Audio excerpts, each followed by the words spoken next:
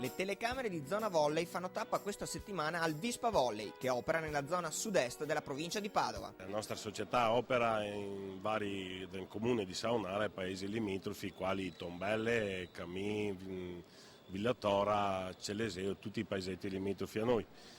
Diciamo, contiamo circa 170 tesserati e spaziamo più che altro nel settore femminile. Il Vispa Volley è notoriamente una società femminile, ma annovera anche un gruppo maschile molto particolare che prende parte al campionato di prima divisione. Diciamo una squadra matura, un gruppo di ragazzi amici che si diverte a allenarsi, giocare.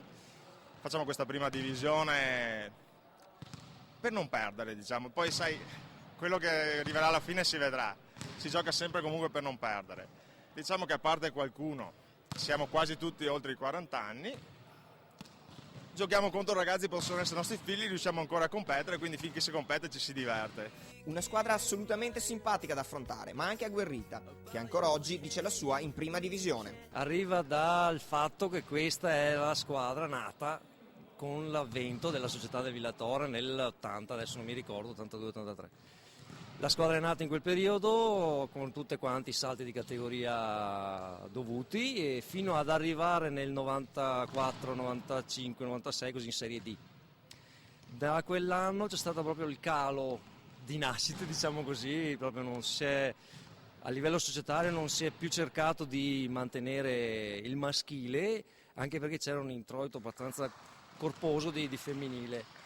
E tutta una serie di vicissitudini ha portato al fatto che appunto il maschile si seccasse, diciamo così, restandoci solo noi come si può dire, preistoria. Allenatore e giocatore è Luca Lazzaro, che ci spiega il rapporto che c'è tra lui e la squadra. Gioco, faccio l'alzatore e alleno. Allenare poi, sai, li gestisco perché i ragazzi qui hanno esperienza, quindi io gestisco il gruppo che tra l'altro, oltre ad avere ho compagni di molta esperienza ma che comunque danno tutto, sono sempre molto disponibili. Devo dire che da quel punto di vista, pur avendo persone che hanno giocato a un discreto livello, ascoltano quello che dico, fanno quello che dicono, quindi anche soddisfazione tutto sommato allenarli, ecco.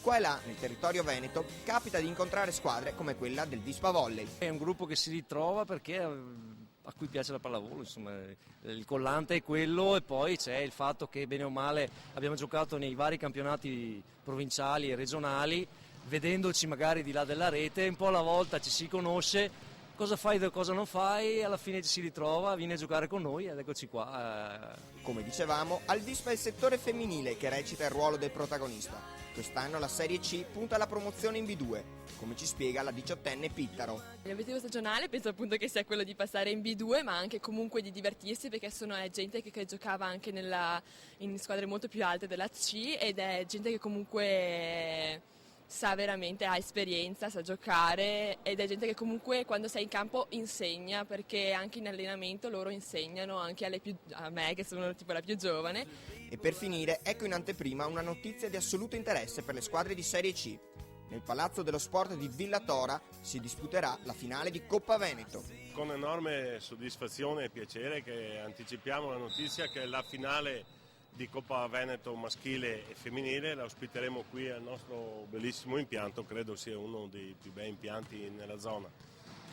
In marzo avremo qui le due finali e vogliamo ringraziare anche gli sponsor, credo sia anche un'enorme soddisfazione per l'amministrazione comunale e per tutto il mondo dello sport e del nostro comune ospitare una finale del genere, insomma.